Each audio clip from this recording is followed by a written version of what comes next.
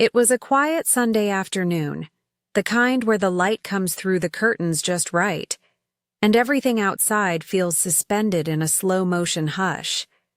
I had just finished watering the plants on the windowsill, the ones that somehow survived my neglect over the years. The house was still, the hum of the refrigerator the only sound accompanying the occasional creak of the old floorboards under my bare feet. I was settling into my reading chair, my favorite one, a little frayed on the bow. Edges but shaped just right from years of use, when there was a knock at the door. Not loud, just a soft, unsure knock. I wasn't expecting anyone, so I assumed it was someone from the neighborhood, maybe a package delivery I had to sign for. When I opened the door, I saw Michael, my neighbor's son. He was standing there in a faded hoodie and jeans, a little fidgety, holding a notebook under his arm. I hadn't seen him much since he came home from college for the summer. He was always polite but quiet, the kind of boy who kept his eyes down and said, "Ma'am," even when you told him not to. "Hi, Mrs. Parker," he said, glancing up at me with those shy brown eyes. I smiled. "Karen, you're 20 now. I think you can drop the missus." That made him smile just a little, and he nodded. "Right, Karen?" I was wondering if I could ask for your help with something." I stepped aside, waving him in. The scent of coffee and lavender drifted faintly from the everything. "Okay." He hesitated at the threshold, then stepped in and looked around like he was entering a museum. "Yeah, I didn't want to bother my mom. She's working, and I remembered you used to be a teacher." I led him to the kitchen and poured him a glass of iced tea, then sat across from him at the table. He set down his notebook and tapped the cover nervously. "I'm taking a summer course in writing, English Comp, and I have to write a personal essay about something meaningful. But I don't know how to start. I keep writing and deleting." I figured, maybe someone like you who's lived a full life could give me some perspective. That caught me off guard. I hadn't thought of myself as someone people turn to for wisdom. I was retired and widowed, and mostly spent my time talking to my plants or the checkout girl at the market. But something in his voice, uncertain, sincere, made me feel something I hadn't felt in a long time. Needed. "All right," I said gently, leaning forward. "Tell me what you've written so far." He opened the notebook, flipping through pages of crossed-out lines and scattered thoughts. There were bits about his dad leaving, about feeling like he never quite measured up, and about being scared to share what he really felt with anyone. I listened, really listened, and for a while, he just talked.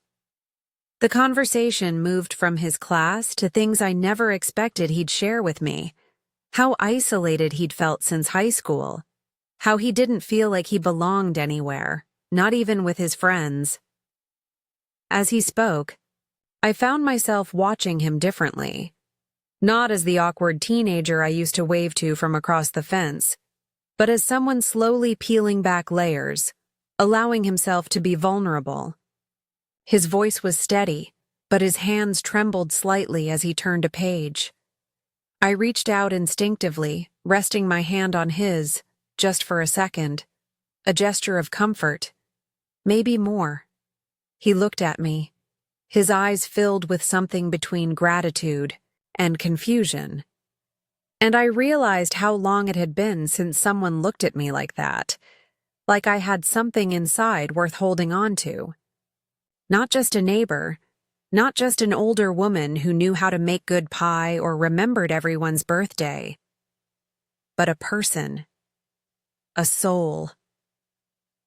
There was a pause in the room, soft and still, the kind of pause where a single breath can shift everything.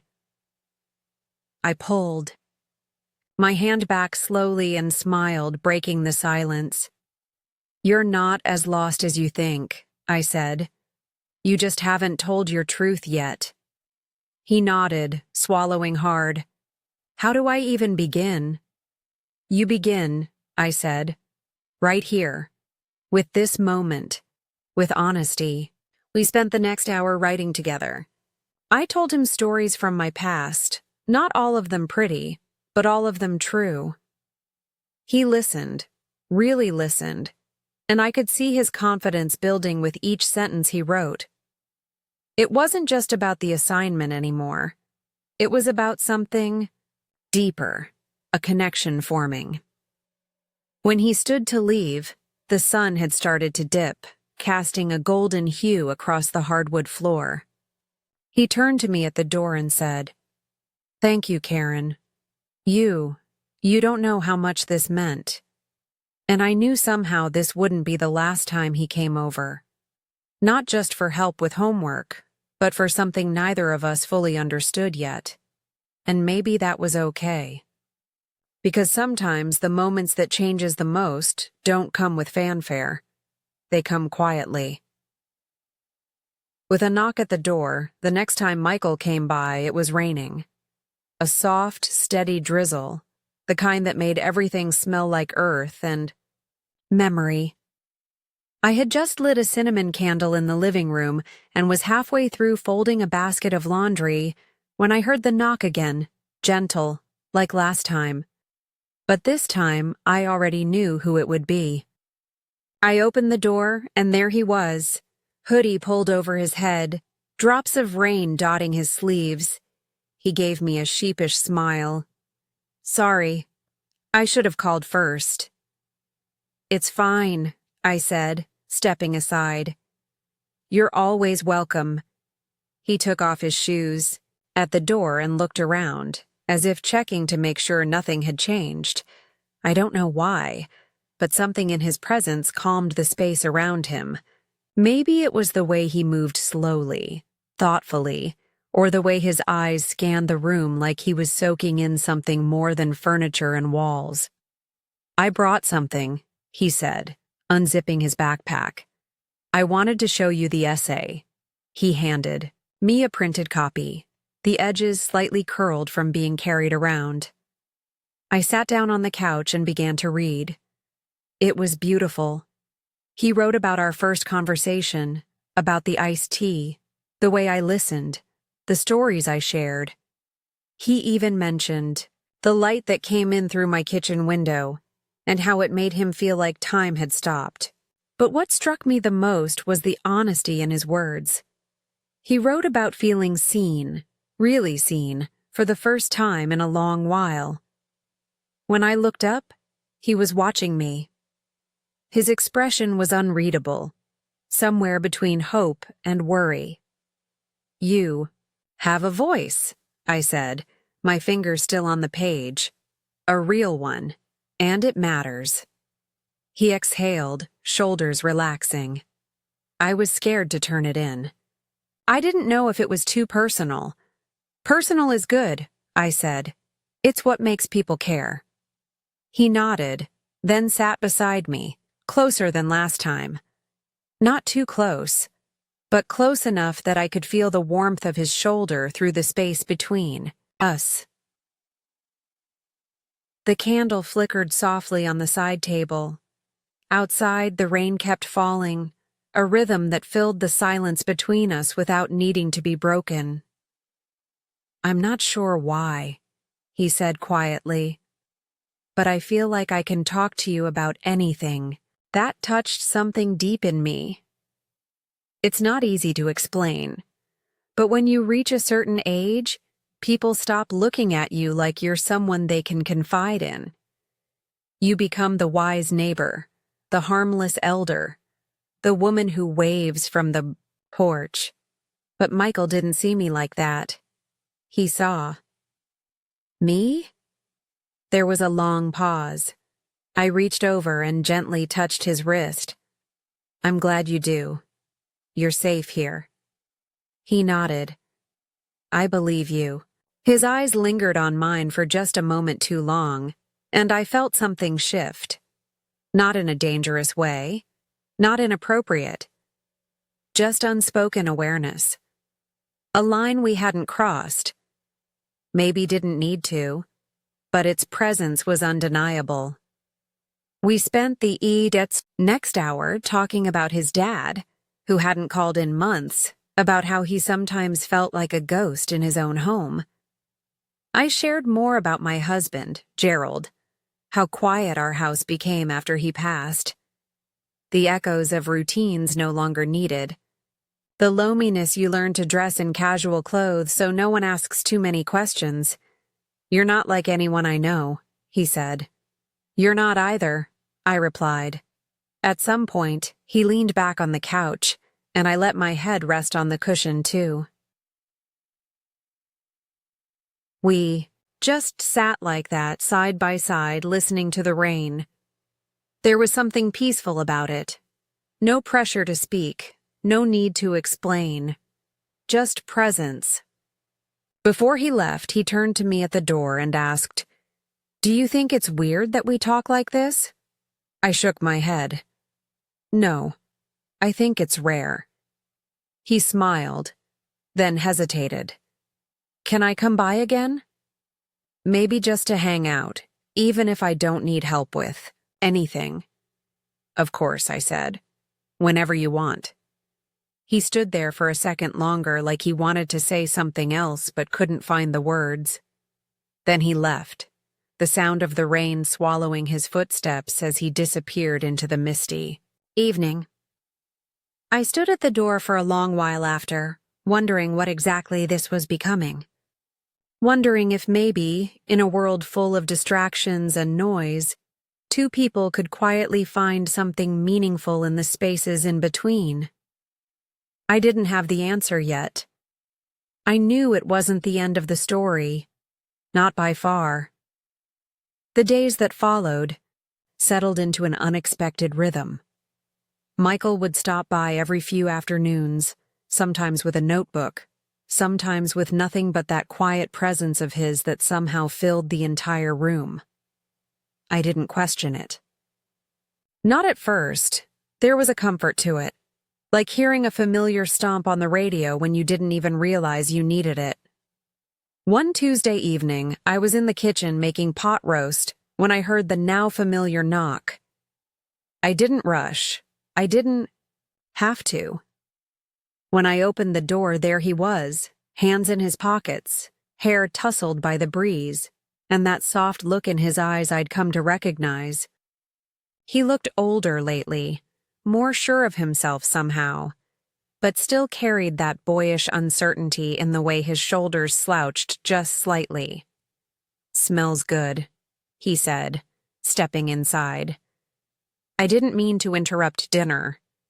"You didn't," I said, smiling. "I made too much anyway. Sit, you're staying." He didn't argue. We fell into an easy rhythm, me stirring at the stove, him leaning against the counter, talking about his class, his mother's job stress, his uncertainty about what came next in life.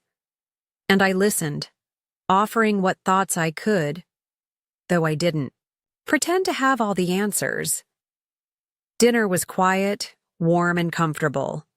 He complimented my cooking, said it reminded him of how his grandmother used to cook when he was little. I laughed and told him not to flatter me. I knew full well the roast was a little overdone. After we finished, I made tea, and we moved to the couch. It was late now, the soft hum of crickets sneaking in through the cracked window. The lights were dim, and the candle from a few days ago had burned down to a stub, its scent barely lingering. We sat in silence for a while, sipping slowly. Then he spoke, his voice low. "I feel like I don't know what I'm supposed to become. Everyone expects something from me, but I'm not even sure I want those things." I turned to him. "It's okay not to." "No. Most people are just pretending they do anyway." He looked at me, really looked. "You always know what to say." I smiled gently. "That's just age, sweetheart. You start to realize that most questions don't have neat answers." He nodded, then shifted closer. The edge of his knee brushed mine just barely. My heart fluttered, not in the way it once did when I was young and foolish, but in a way that reminded me I was still here, still alive, still capable of feeling something real. "I've never told anyone this," he said, his voice almost a whisper. "But sometimes, I feel like I'm not really seen, not for who I am, just what people expect." The honesty in his voice hit me harder than I expected. I reached over and placed my hand over his, not romantic, not calculated, just human. "I see you, Michael," I said softly. He didn't pull away. He didn't flinch. He just breathed steady and deep. Then something happened. Not sudden, not shocking, just natural. He turned his hand over, lacing his fingers with mine. Our eyes met, and for a long moment, neither of us said a word. There was no fear, no confusion, just presence. I could have pulled away. I probably should have, but I didn't. Because in that moment, it wasn't about right or wrong. It wasn't about age or expectations, or the stories others might tell. It was about understanding, about two people who had found something unexpected in the stillness of each other's company. He leaned in, his forehead gently touching mine. "Karen," he whispered, "you make me feel safe, like I can breathe again." I closed my eyes, letting the moment settle over us like a soft blanket. "I'm glad," I said. "That's all I've ever wanted to give you." He stayed a little longer that night. We didn't speak much after that. There was nothing left to say, just the sounds of the evening outside, and the quiet closeness between us that spoke louder than words ever could. When he finally stood to leave, he didn't say goodbye the way he used to. He just looked at me, eyes warm, and said, "See you soon." And I knew he would, because whatever this was, whatever shape it was taking, it wasn't fleeting. It was becoming something neither of us had planned for, but both of us now carried gently, like a secret too fragile to name just yet. A week passed before I saw him again. Not because anything had changed, but because life has a way of moving in quiet circles. I kept myself busy with the little things, watering the begonias, folding linens, rearranging the spice drawer like it mattered. But underneath the surface, I found myself replaying that last evening. The way his fingers had laced with mine. The way his voice had sounded when he said my name. It wasn't just the touch of the words. It was the way I felt in those moments. Alive. Needed seeing. Then came Friday, late afternoon. I was outside trimming the hedge when I heard footsteps approaching the gate.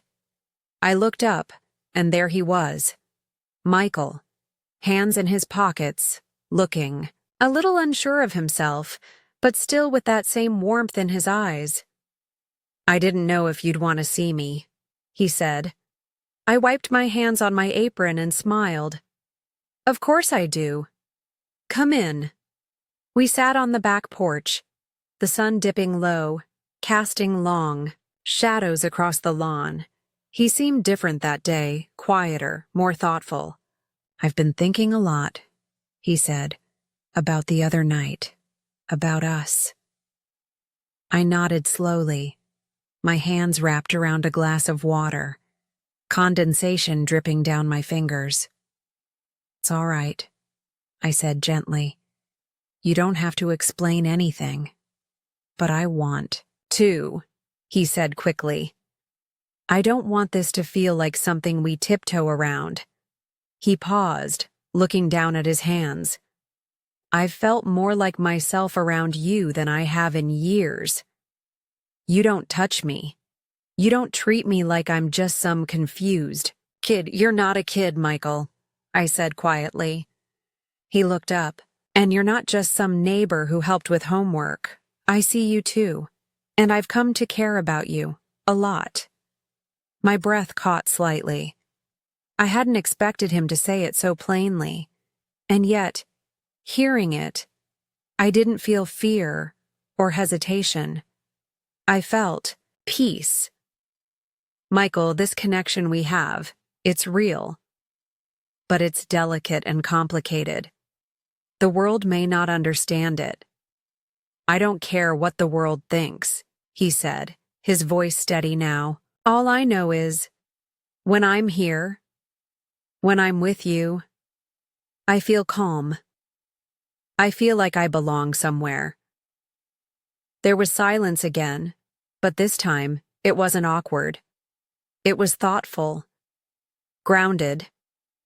I reached out and gently took his hand.